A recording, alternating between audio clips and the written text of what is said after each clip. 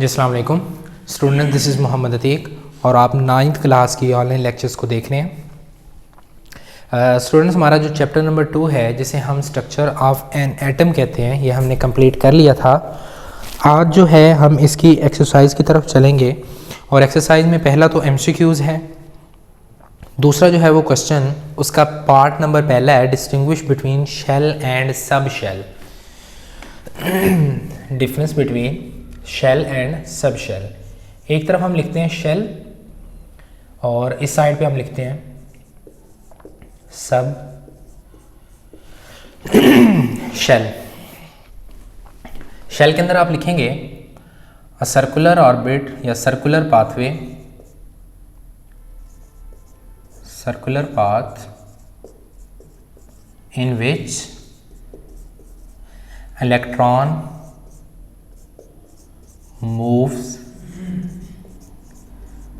is called shell।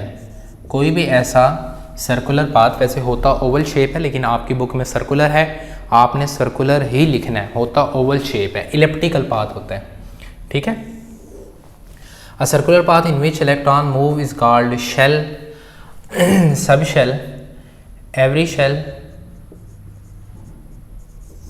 every shell is consist of subshell। यूं भी लिख सकते हैं या इसकी जगह पे आप लिख सकते हैं subshell.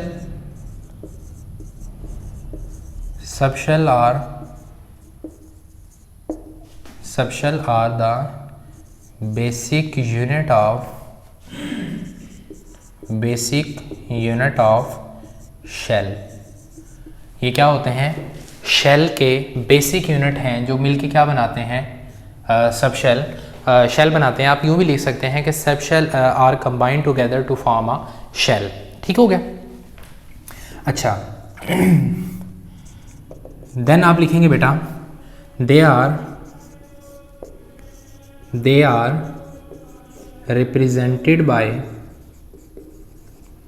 Represented by capital K, capital L, capital M, capital N। अच्छा, ये है कि स्टार्ट आपने K से करना है क्योंकि लातीनी ज़बान के अंदर K कर्ड्स से निकला हुआ है। कर्ड्स का मतलब होता है फर्स्ट। ABC से नहीं शुरू कर देना आपने। इसका दूसरा पॉइंट आप लिखेंगे they are represented bye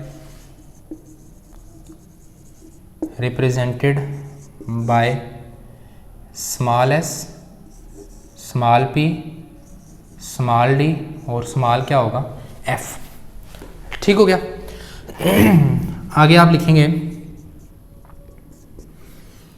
next इसका जो पॉइंट लिखेंगे आप कहेंगे दे आर 7 इन नंबर। अभी तक जो डिस्कवर शेल हैं वो कितने हैं बेटा? आपके पास 7 है, 7 तक जाता है क्योंकि 7 पीरियड है और 7 ही क्या हैं? शेल हैं। ये कितने होते हैं? 1 2 3 4, ये सिर्फ 4 होते हैं। ठीक हो गया? अब वही रिपीट होते जाएंगे, वही क्या होते जाएंगे? रिपीट होते जाएंगे। इसमें आप लिखेंगे इसका third point they are 4 in number. ये क्या होता है? 4 इन नंबर होते हैं। इनकी तादाद क्या होती है बेटा? आपके पास 4 होती है। यहाँ तक क्लियर होगी बात? चलें, क्वेश्चन नंबर 2 पे आते हैं। वो कहते हैं an atom is a electrically neutral why. Atom जो होता है वो इलेक्ट्रिकली न्यूट्रल होता है, क्यों? इसके अंदर आप इसका आंसर लिखेंगे क्वेश्चन नंबर 2 का। एटम के ऊपर बेटा कोई चार्ज नहीं होता। आप लिखेंगे एन एटम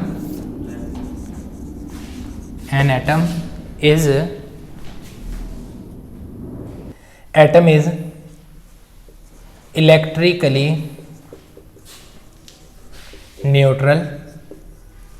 एटम जो होता है वो क्या होता है? इलेक्ट्रिकली न्यूट्रल होता है। आगे आप रीजन देंगे because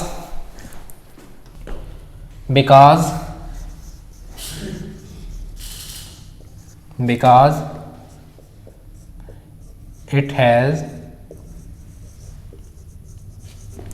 equal number of equal number of electron and proton. इसके अंदर क्या होता है, जितने इलेक्ट्रॉन होते हैं बेटा उतने ही क्या होते हैं, प्रोटॉन होते हैं। इस वजह से वो इलेक्ट्रिकली एटम आपका क्या होता है, न्यूट्रल होता है। क्लियर हो गया यहाँ तक? चलें जी, वो कहता है कि how many subshell in their n shell. वो कहता है कि हाउ मैनी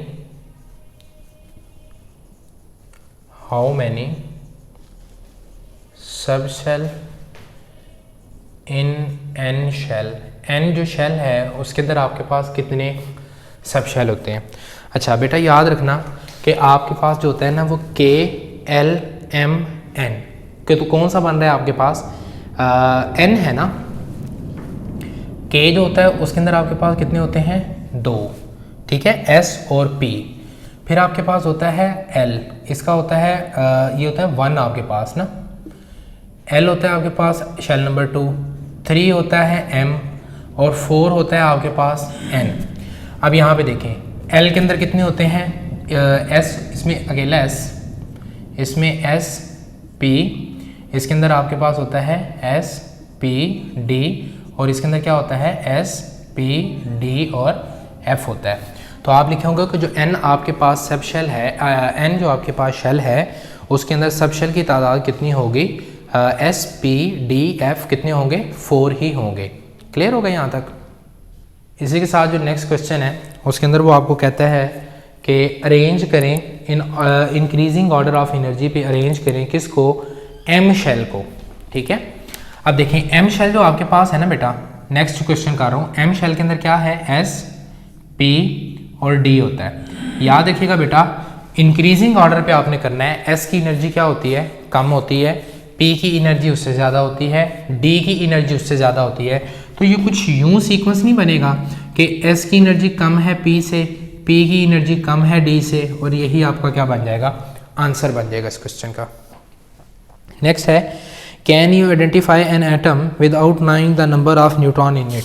वो कहता है क्या आप नंबर ऑफ न्यूट्रॉन को जाने बिना किसी एटम को पहचान सकते हैं? जी बिल्कुल पहचान सकता हूँ। कैसे? आप लिखेंगे yes an atom can be identify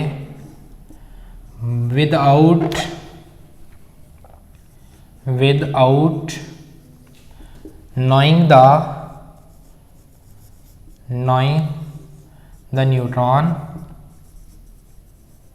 neutron को जाने बिना उसको हम क्या कह सकते हैं, आइडेंटिफाई कर सकते हैं बाय यूजिंग दिस फार्मूला। अब बेटा फिर फार्मूला आ गया है, प्री 9th वाले बच्चे फिर घबरा जाएंगे और फिर वो परेशान हो जाएंगे। लेकिन बेटा मैंने आपको जैसे कहा था कि आप लोग एब्जॉर्ब करने की कोशिश करें। अभी आप बेसिक पे केमिस्ट्री पढ़ रहे हैं तो यहाँ पर आपने चीज़ों को एब्जॉर्ब करना है। आप लिखेंगे atomic mass is equal to atomic number minus, यहाँ पे आपने माइनस लगाना है। एटॉमिक मास जो होता है वो एटॉमिक नंबर के इक्वल होता है, ठीक है। बल्कि आप यहाँ पे यूँ लिख लें, atomic mass is equal to number of proton plus number of neutron. जो आपके पास एटॉमिक मास होता है वो सम ऑफ प्रोटॉन और सम ऑफ क्या होता है, न्यूट्रॉन के इक्वल होता है। ये मैंने इसलिए आपको ऐसे लिखवाया है कि बाद में आपने जब इसे यूज़ करना है तो फिर आप घबरा ना जाएं। तो एटॉमिक मास किसके इक्वल होता है, नंबर ऑफ प्रोटॉन और नंबर ऑफ न्यूट्रॉन के इक्वल होता है। नेक्स्ट वो कहता है the electronic configuration listed are incorrected, explain what is the mistake in it. एक मैं आप यहाँ पे करूँगा और दूसरा आपने करना है। वो कहता है x की है 1s2 2s2 2p4 और 3p2। इलेक्ट्रॉनिक कन्फिग्रेशन है 1s2 2s2 2p 4 और 3p मेरे ख्याल से 1 है, 3p 2 है, ठीक है, 3p 2 है। अच्छा अब ज़रा आप इसको रिलेट करें किसके अकॉर्डिंग, स्कूल पब्लिक स्कूल के साथ। मैं इसको यूँ लिखता हूँ, स्कूल पब्लिक स्कूल में। अब फिर इसको ज़रा देखें, एस के अंदर कितने इलेक्ट्रॉन आते हैं। अगर आपने रट्टा लगाया, अगर आपने रट्टा नहीं ना लगाना बेटा, याद रखिएगा, ऐसे ही आप कहते रहोगे केमिस्ट्री मुश्किल है, समझ नहीं आती।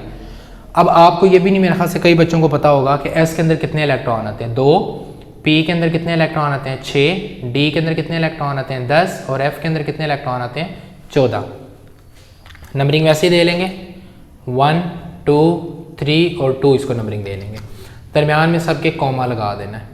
अच्छा, उसने ये एक इलेक्ट्रॉनिक कन्फिग्रेशन दी हुई है, उसने कहा ये आपको दी हुई है और ये इनकरेक्ट है, इसको करेक्ट करके दें। कैसे करेक्ट करोगे बेटा, पहले के अंदर कितने इलेक्ट्रॉन आते हैं, 2, इसमें भी आगे 2 इलेक्ट्रॉन, जरा गिनो कितने हैं, 2, 4, 6 और 4 10, यानी कि नियोन की कन्फिग्रेशन करनी है आपने।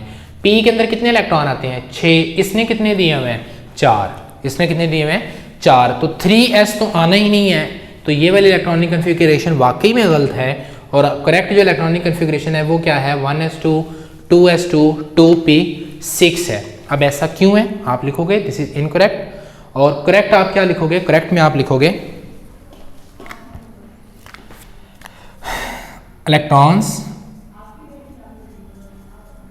electrons are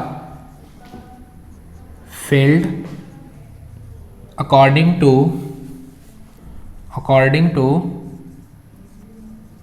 Aufbau principle Aufbau principle के अकॉर्डिंग भरे जाते हैं। एस की एनर्जी कम, इसकी उससे ज़्यादा, इसकी उससे ज़्यादा, 3s की तो एनर्जी बहुत ज़्यादा है, इलेक्ट्रॉन उसमें बाद में जाएगा, पहले किस में फिल हो जाएगा, पी के अंदर फिल हो जाएगा, क्योंकि उसकी एनर्जी ज़्यादा है अभी, और पी के अंदर क्या पड़ी है, गुंजाइश भी पड़ी हुई है, इस वजह से वहाँ पर नहीं जाएगा।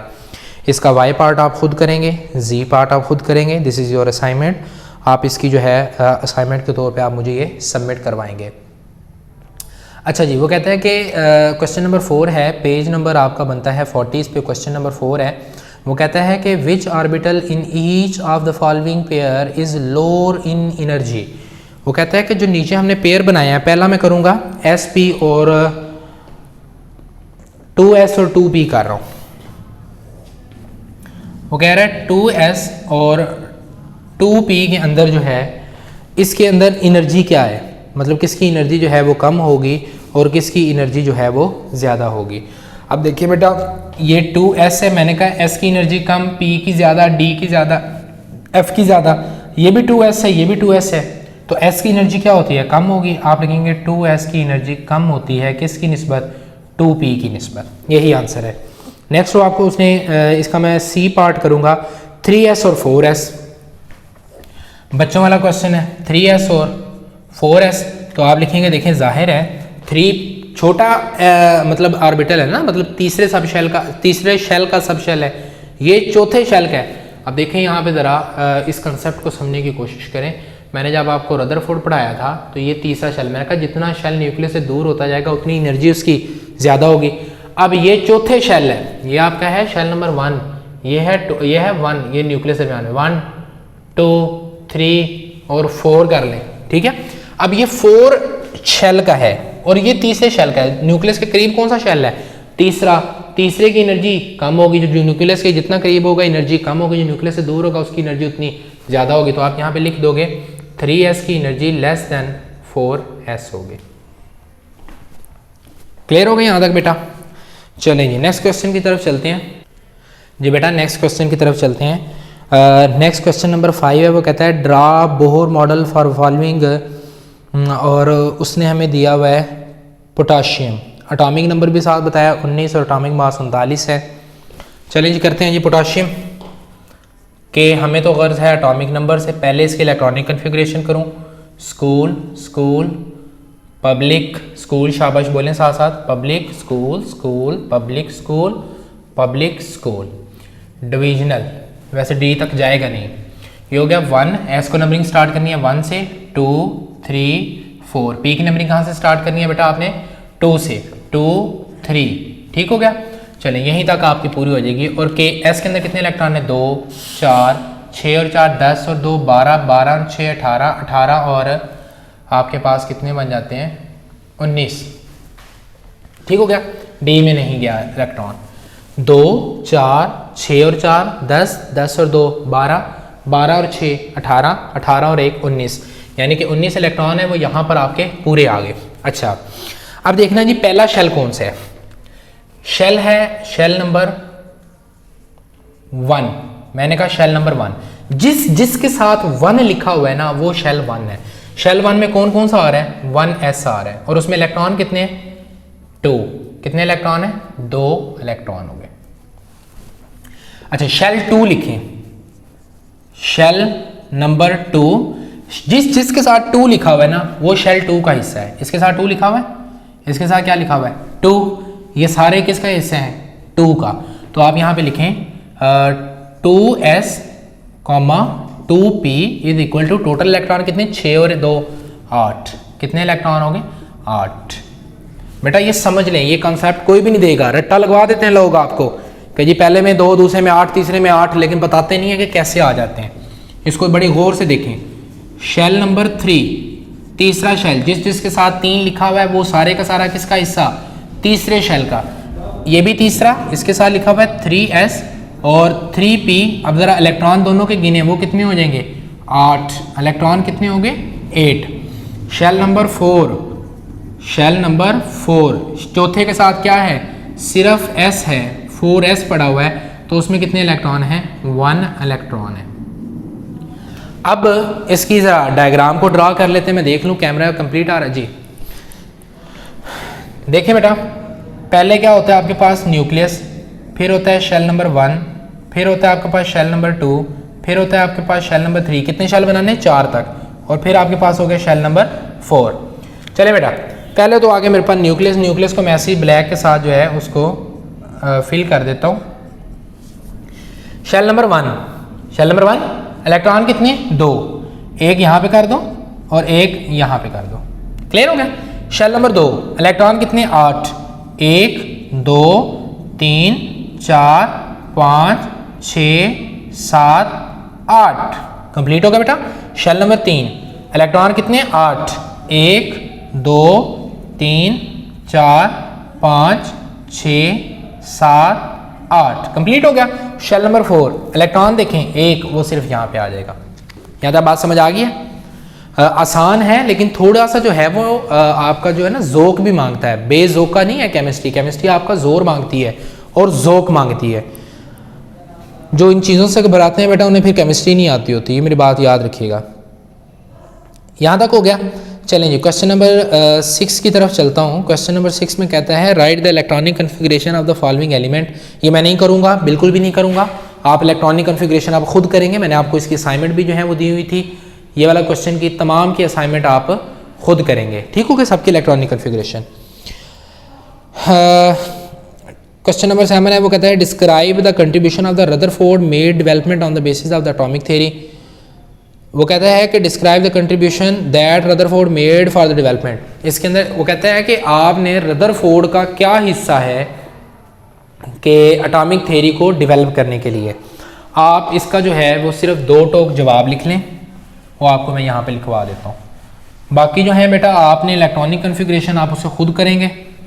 जब तक आप इलेक्ट्रॉनिक कन्फिग्रेशन उसकी सॉल्व नहीं करेंगे तब तक आपको जो है बिल्कुल भी समझ नहीं आएगी। और ये एक सिर्फ फॉल्स एक्सक्यूज़ होता है। जब तक आप मेहनत नहीं करते बेटा आपको कोई चीज़ समझ नहीं आती। ये मेरी बात याद रखिएगा, मैं बार बार कह रहा हूँ, केमिस्ट्री आपकी जान लेगी, केमिस्ट्री आपसे जान मांगेगी। ज़ोर लगाना है आपने इस पर। जब तक आप नहीं लगाएंगे आप बिल्कुल भी कुछ नहीं कर सकते जी। नेक्स्ट जो है बेटा हमारे पास आता है इलेक्ट्रॉनिक कन्फिग्रेशन के लिए सिलिकॉन Si। इसका मैंने आपको कहा था कि एटॉमिक नंबर को रट्टा लगाएं, माशाल्लाह से वो भी नहीं आपने लगाया हुआ। तो ये हो जाएगा 14 इसका एटॉमिक नंबर। हमें क्या चाहिए? इलेक्ट्रॉनिक कन्फिग्रेशन करनी है स्कूल पब्लिक स्कूल और पब्लिक तक चले जाएँ। 1 2 3 2 3। अब बच्चे कहेंगे ये सर पता नहीं कैसे कर रहे हैं। जिन बच्चों ने वो लेक्चर नहीं देखा हुआ, उसको नहीं समझा हुआ, उसकी असाइनमेंट नहीं चेक करवाई हुई, तो उनको ये कभी भी समझ नहीं आएगी।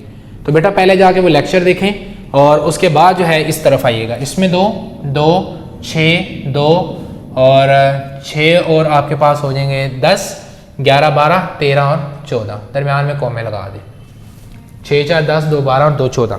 ठीक हो गया। सिलिकॉन के इलेक्ट्रॉनिक कन्फिगरेशन ये हो जाएगी। बाकी जो है इलेक्ट्रॉनिक कन्फिगरेशन आप खुद करेंगे, मैग्नीशियम की, एल्यूमिनियम की, आर्गन की, और ये आप मुझे खुद चेक करके दिखाएंगे। फिर भी मैंने आपके लिए जो है वो आसानी कर दी है कि मैं एक करके दिखा दूँ आपको, बाकी आप खुद कीजिएगा।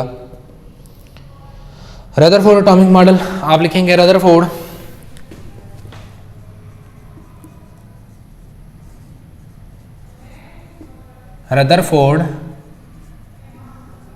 give basic concept of an atom that is molded by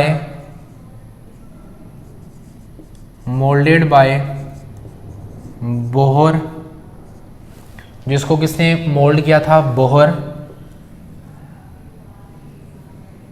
So he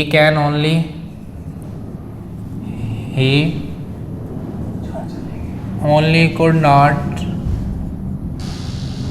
not explain existence of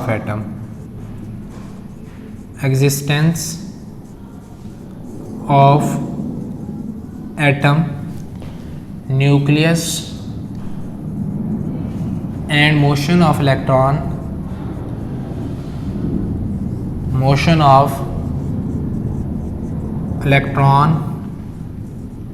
was described by Rutherford.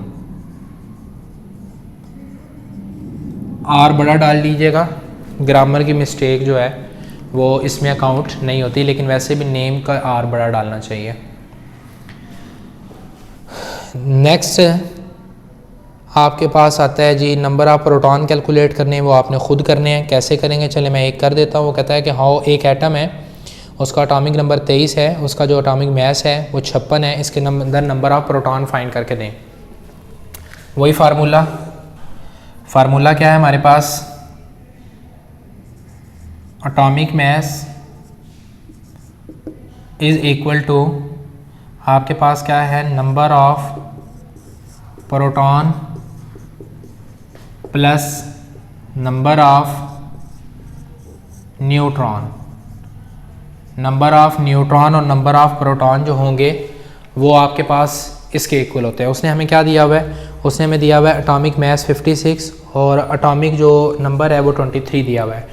ये है 56 और एटॉमिक नंबर उसने क्या दिया हुआ है? 23 दिया हुआ है प्लस नंबर ऑफ न्यूट्रॉन। ठीक है, नंबर ऑफ न्यूट्रॉन उसने कहा हमें फाइंड करके दो। Number of proton is actually atomic number, जितने नंबर ऑफ प्रोटॉन होंगे वही इसका एटॉमिक नंबर होगा। तो आप इसको यहाँ से माइनस कर दें, 56 minus 23 is equal to number of neutron. आपके पास क्या आ जाएंगे?